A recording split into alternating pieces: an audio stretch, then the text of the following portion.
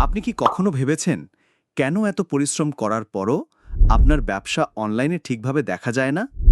অনেক সময় মনে হয় সম্ভবত সবাই দেখে কিন্তু কেউ দৃষ্টি দেয় না।